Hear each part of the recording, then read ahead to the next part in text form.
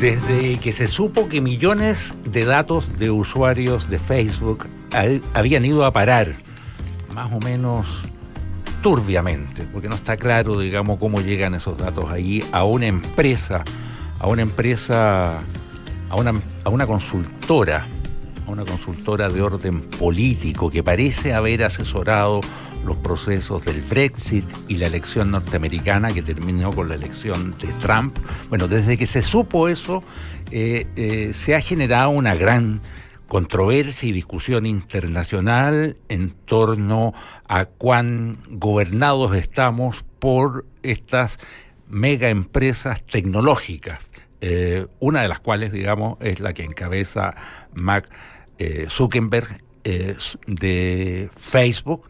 Y nos estamos preguntando cuál es el alcance de todo esto. Sobre este tema queremos conversar hoy día. Estoy con Patricio Fernández y tenemos como interlocutor a Claudio Ruiz. Claudio es miembro del directorio de Derechos Digitales y también es director de estrategia de una ONG que se llama Creative Commons. Bienvenido al programa, Claudio. Muchas gracias por aceptar nuestra invitación. A ver, y quiero partir por preguntarte, digamos, si toda esta controversia, toda esta turbulencia que se ha generado en torno a lo que ya sabemos, es razonable, estamos exagerando las cosas, esto es el comienzo del apocalipsis, o esto es o estamos inflando más allá de lo conveniente la discusión, entre otras cosas porque aquí las empresas que vendieron estos datos también quieren darse importancia, también quieren subir su valor de mercado y quieren decir que los datos que ellos traspasaron fueron datos cruciales para decidir procesos eleccionarios, que estaban siendo muy controvertidos, muy peleados, digamos.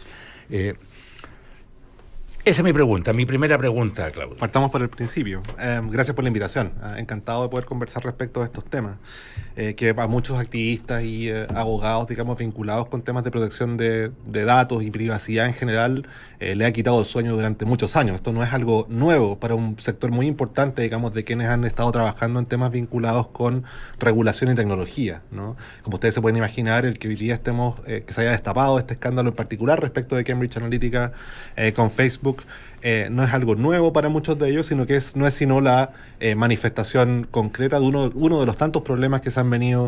Un terror antiguo.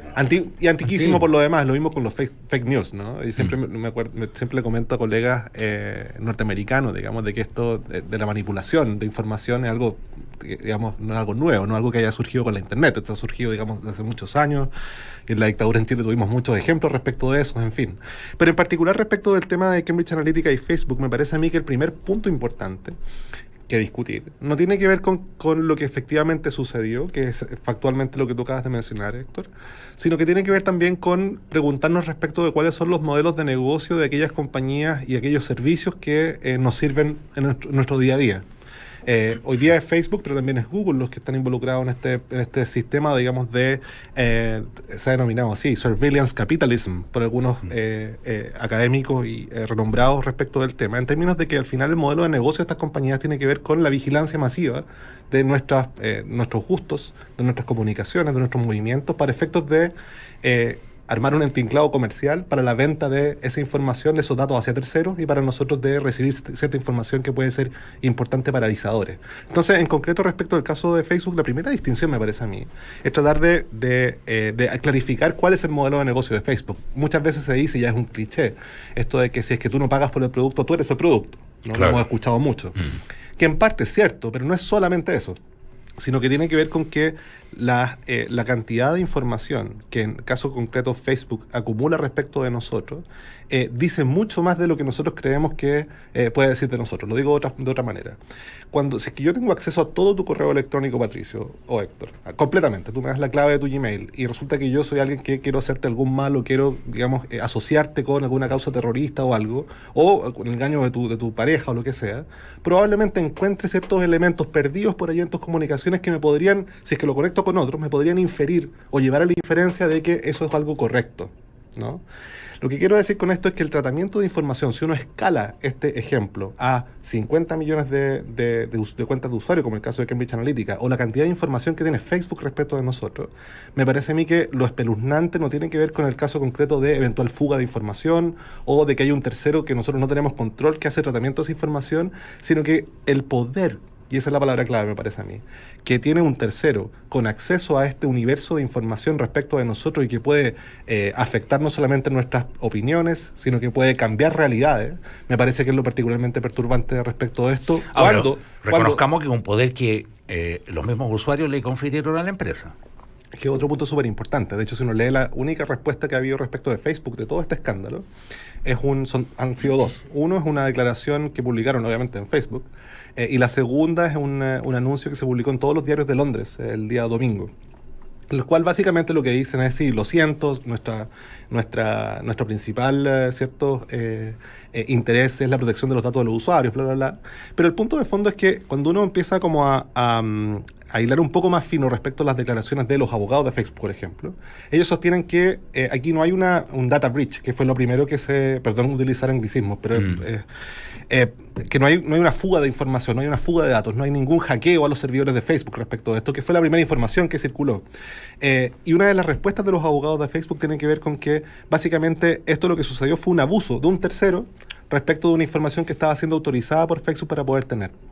Y autorizada por los usuarios para que Facebook la tenga. Y autorizada por los usuarios, que ese es un punto fundamental. Sí. Porque cuando bien complejo. Es súper complejo, porque todos nosotros probablemente usamos servicios, más o menos, ¿no? Servicios que están en la nube, otro concepto de los que hablábamos antes de grabar, que son de esos conceptos que son tan difíciles de decir, ¿no? Que pueden significar cualquier cosa, como Big Data, Smart Cities. Es de la esencia de la nube que no sea muy fácil de decir. decir. De hecho, hay un eslogan que está, que es muy común entre los activistas en términos de privacidad, que dicen que no hay ninguna nube. Esto está en inglés, que no hay ninguna nube, sino que es un computador de alguien, ¿no?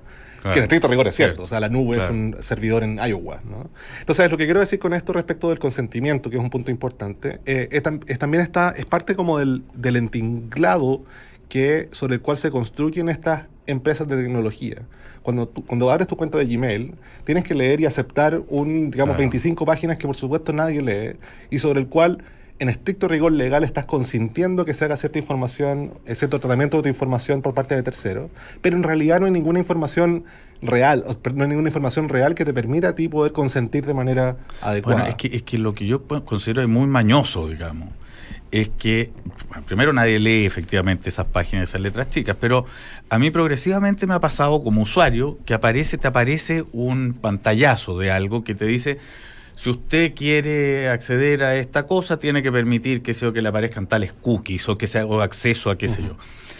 Como si al aparecer el teléfono, uno antes de marcar un número para comunicarse con alguien te preguntara, bueno, para usted poderse comunicar con tal persona, tiene antes dejarme que le ponga una cámara en el baño. Al comienzo no se al derecho que tiene sobre sus hijos. Exactamente. Probablemente aceptaste eso. Y durante mucho rato, o yo por lo menos durante algún rato, me resistía a un montón de estas cosas, hasta que a un cierto punto tú dices, oye, entregaste la oreja. Completamente. Y tú dices, ya saben todo de mí, ya estoy entregado a que sepan todo de mí, la comunicación en la que estamos actuando ya está en ese mundo. Y esto entonces te lo pregunto como en el ámbito del derecho. ¿Hay algo tendiente a regular el abuso que tú puedes ejercer pidiendo la autorización para una información antes de darte un servicio? Porque efectivamente ya estamos, ¿cómo no voy a usar email, digamos? No, me puede pedir cualquier cosa el dueño de Gmail y yo se la voy a conceder porque no puedo vivir sin Gmail. ¿Hasta dónde el derecho, digamos, atiende? Sin Gmail. Bueno, sí, pero antes de... ¿Tú puedes vivir sin Gmail? Yo ya no los veo. A ver, pero hay otras compañías, hay otras compañías, hay otros soportes, no sé. De hecho, es verdad, hay servicios que se construyen sobre Gmail para efectos de ayudarte a manejar los 5.000 emails que te llegan al día. Y también tienen acceso a tu información. Bueno, en fin. Ya, pero más o menos estamos de acuerdo de que uno ya en esto requiere determinados servicios ante los que la pregunta que te hagan de si tú concedes ya, o pero no. ¿a dónde vas? ¿a dónde, en qué momento los abogados, la regulación de esto interviene? O sea, ¿hay un límite a eso que te puede pedir o que eso que puede saber de ti una de estas compañías que tú...? Es una muy buena pregunta, y la forma de responderla, perdón que lo responda de esta forma, pero la forma de responderla es más o menos compleja. Por varias razones, pero la fundamental es porque primero el espacio de juego donde estas compañías actúan es bastante más, digamos, difícil de asir que el que otro tipo de compañías, como por ejemplo compañías aseguradoras u otras más, que están sujetas a cierta regulación muy específica, ¿no? Y que tienen que seguir determinadas reglas y que incluso en ciertos casos tienen superintendencias que se encargan, digamos, de que esa cuestión funcione. En el caso de las empresas de Internet a nivel global, tienen actúan dentro de ciertos espacios que no están del todo claros respecto de cuáles son las normas que aplican, que es el primer punto. Y lo segundo es que aún en el caso en que hubiesen normas que aplicasen, dependiendo del país en el cual tú te encuentras, las normas que aplican son distintas y las instituciones que aplican son diferentes. Por ejemplo, en el caso de Estados Unidos, nuestra información como no ciudadanos norteamericanos, básicamente es tiene el mismo valor que la información, digamos, de las mascotas, digamos. No tiene ningún tipo de valor desde el punto de vista de la protección de información personal en Estados Unidos, a diferencia de los ciudadanos norteamericanos y así. Toda esta larga historia es para decir que en el caso concreto de cómo aplica el derecho respecto de este tipo de asuntos tan complejos, es que me parece a mí que la respuesta muchas veces tiende a ser particularmente agresiva y particularmente, llamada por el miedo o por la reacción frente a un caso concreto, sobre todo en temas digitales. Esto es muy común, ¿no? Que se sobrereaccionen regulatoriamente respecto de un conflicto muy concreto que haya aparecido y finalmente el remedio es peor que la enfermedad. Y en este caso concreto, en mi opinión, me parece a mí que tiene que haber como, primero, mayor información respecto de las cosas que suceden con estos aparatos, ¿no? Siempre digo, estos aparatos están hechos por diseño, para que nosotros básicamente no queramos saber qué es lo que hay acá adentro, cómo funcionan. Y por eso no me refiero básicamente a que sepamos cómo funciona la estructura del chip. Me refiero básicamente a que tengamos alguna mínima noción respecto de qué significa en concreto que aceptar aquellas condiciones que Waze me pide para efectos de poder llevarme de manera eficiente de un lugar a otro, ¿no? Y para esto, por ejemplo, por darte solamente un par de ejemplos, a nivel europeo, que tienen un sistema de protección de información personal bastante más robusto que el norteamericano y sin ningún punto de comparación con el chileno por lo demás. Las agencias que están encargadas... ¿Estamos muy desprotegidos? Hablemos de eso en 2 segundos más, pero sí, la respuesta es sí. En el caso europeo, donde existen agencias de protección de datos personales que han estado particularmente activos respecto de estos temas en los últimos, yo diría, 5 o 7 años, han estado tratando, digamos, de afrontar este problema del consentimiento, del tratamiento de información y de algo que se denomina flujo transfronterizo de datos. Porque en Europa tú tienes, digamos, por normativa europea, garantías muy importantes y muy claras respecto de qué es lo que terceros pueden y no pueden hacer sin tu consentimiento expreso.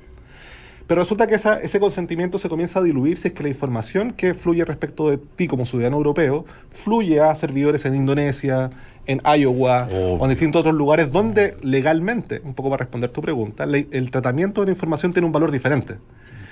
Y la segunda razón por la cual en Europa, por ponerte otro ejemplo, ha sido, digamos, particularmente importante esta tensión, ¿no?, entre las compañías y la regulación, tiene que ver con el valor del mercado europeo.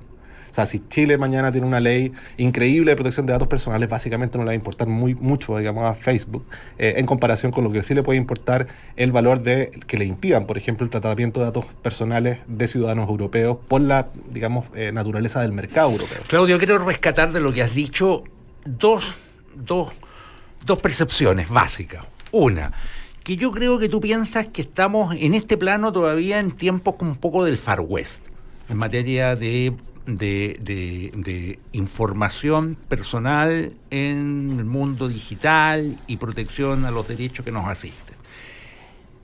Y dos,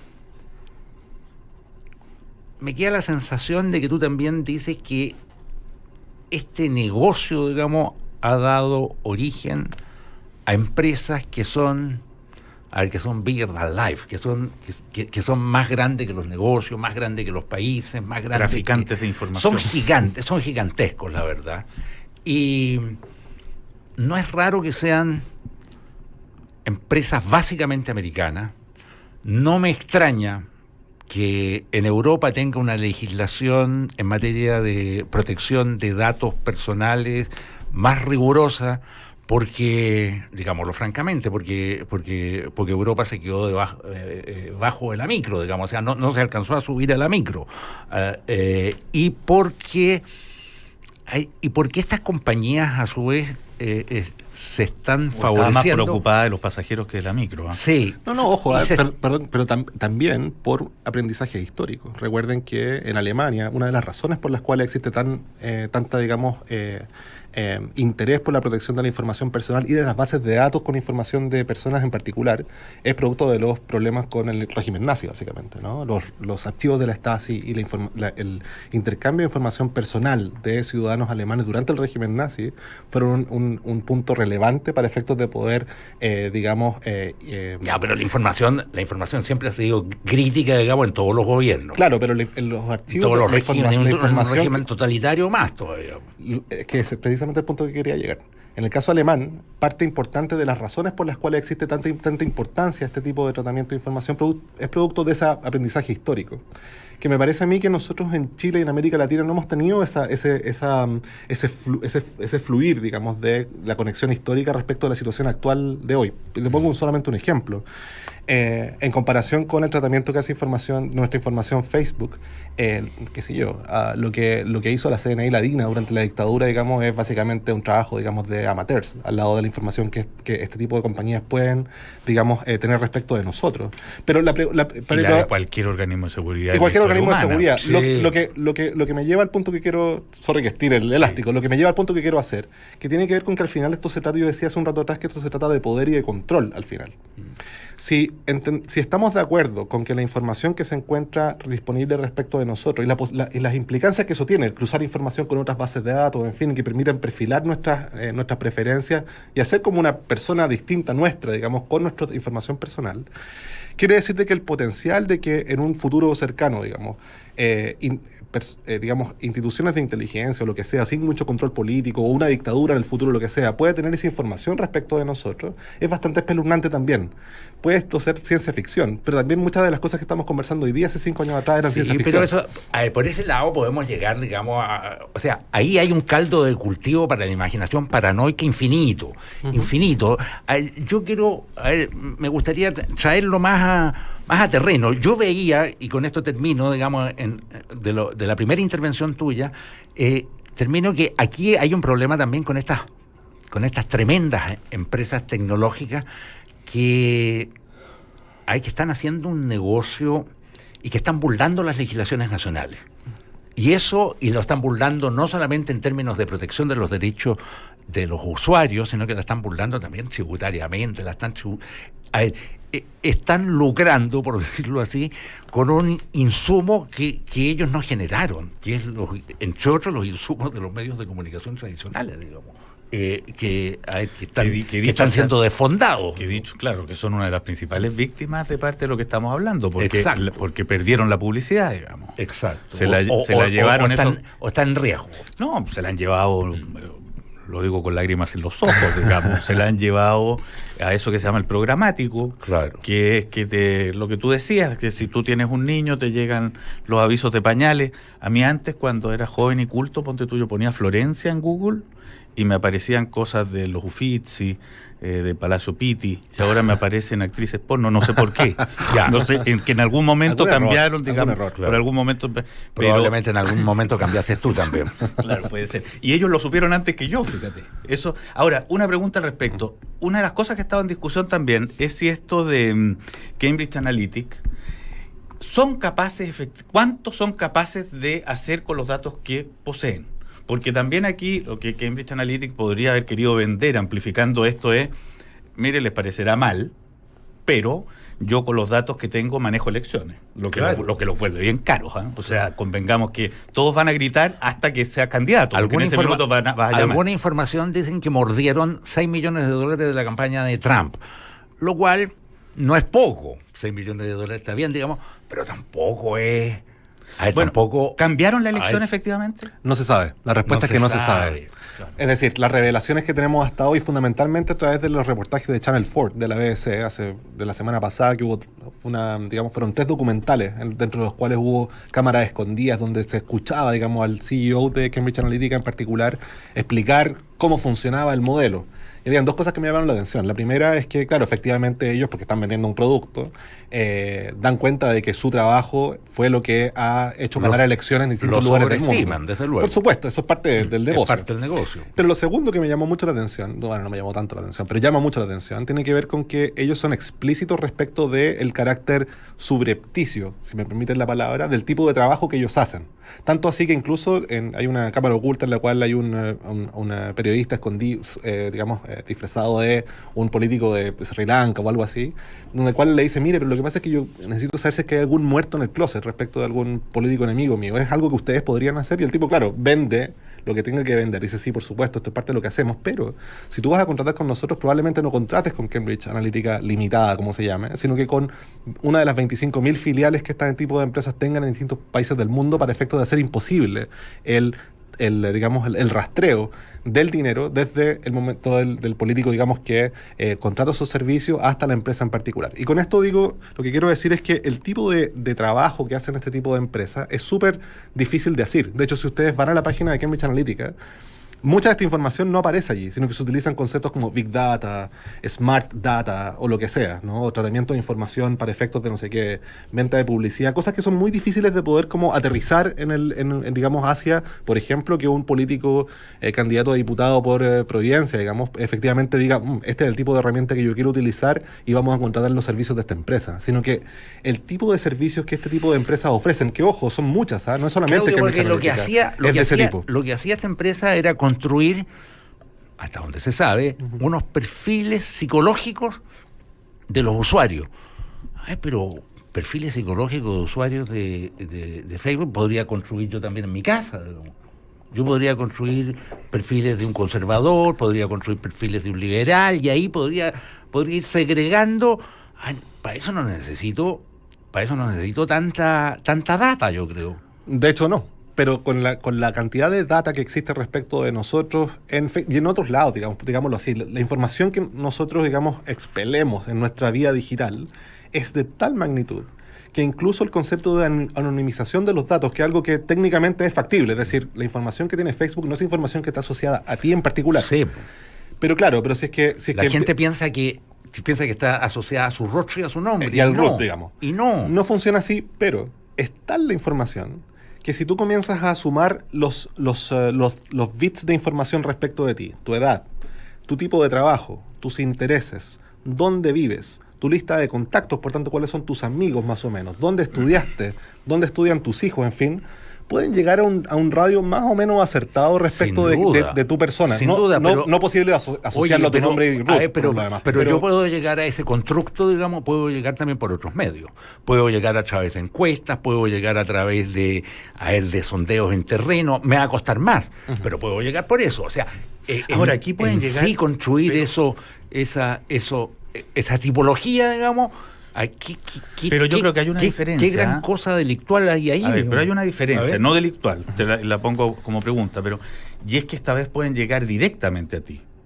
O sea, si tú haces una encuesta, y yo encuentro que aquí hay una cosa complicada para la política, muy mañosa para la política. Bueno, es que esa es la parte más, claro, más sórdida. Porque convierte la política en un mercado más, como los otros mercados.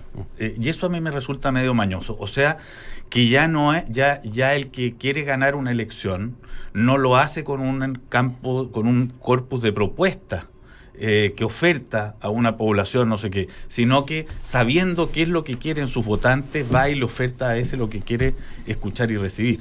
Esa cosa yo la encuentro que es bien mañosa. Tanto así, Patricio, que siguiendo un poco tu línea de razonamiento, uno de los puntos fundamentales del conflicto y del escándalo de Cambridge Analytica no es solamente el tratamiento de información de 50 millones de usuarios, sino que tiene que ver con, entre otras cosas, la posibilidad que estas empresas dicen tener, de nuevo, no sabemos si es qué tan efectivo esto es, pero que dicen tener respecto de la posibilidad de poder inyectar información que puede ser o no falsa en tus perfiles para efectos de condicionar tu opinión respecto de ciertas materias en particular. Y eso es particularmente sensible, porque eso es algo que probablemente los diarios no pueden hacer de manera tan fina y tan compartimentada y tan dirigida.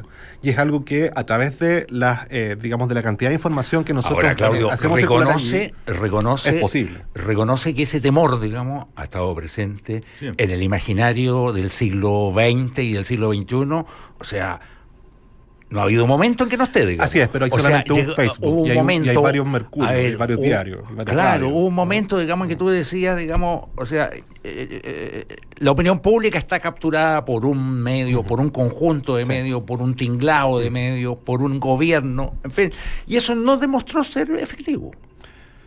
Pero hubo un régimen. El régimen de los totalitarismos comunistas, digamos, que durante 70 años controló la información y eso no sirvió para nada, digamos. En Chile hubo una dictadura, digamos, que durante 17 años controló... No sirvió para nada? Sirvió, po. No sirvió porque se desvaneció. Después de 70 años, po. Ya, pero lo que lo sustentó no fue el control de la información, fue el control policial y militar. Un poco tutti quanti, porque aquí en el caso más cercano nuestro acá, sigue habiendo hoy día mucha gente que te dice que nunca supo lo que pasaba. Verdad, mentira, yo siempre lo he dudado, pero resulta... De acuerdo. Y en su momento, si tú hubieras estado sabiendo... Pero tú dirías que fue efectivo en el caso chileno. Yo creo que sí. O sea, en algunos... yo creo, a ver, pero piensa... Yo creo que fue completamente inefectivo. Pero espérate, a ver, pero tú crees que, por ejemplo, sobrevive un gobierno con las noticias al día de quienes están torturando en Villa Grimaldi? Porque una de las cosas que ahí no está narrada es que no podía haber un periodista investigando a quienes estaban torturando, porque ingresaba inmediatamente al interior del centro. Sí, pero es importante, la agenda noticiosa no es solamente esa. No, pero lo que te quiero decir es que si con eso basta para controlar una población, no lo creo, pero de si eso ayuda para controlar una población no tengo ni la menor duda. Yo discrepo o sea, no creo que sea tan fácil, digamos, a través del control de la información, llegar al control de las conciencias. Eso es lo que quiero decir nomás. Puede ser, pero ¿puedo aportar un elemento respecto a eso? Lineal no es cierto. Absolutamente lineal no. Pero de que ayuda, como la plata a la felicidad. Respecto solamente a un punto final respecto de lo de Facebook en particular, es que mucha gente hoy día, de hecho hay muchas encuestas respecto a esto en los últimos días, respecto de cómo la gente recibe información. Y mucha gente, como tú bien lo comentabas respecto a la publicidad, utiliza Facebook y otras redes sociales en lugar de entrar a los sitios web, en fin, porque es más rápido, para efectos de poder acceder a esa información. Pero resulta que el feed de Facebook, es decir, cuando nosotros entramos a Facebook y las noticias que nosotros vemos no son lineales. No es lo último que ocurrió, aquello que se muestra allí, sino que lo que se muestra allí es aquello que, según el algoritmo de Facebook, que nosotros no sabemos cómo funciona, estima qué es lo que tú tienes más interés en leer.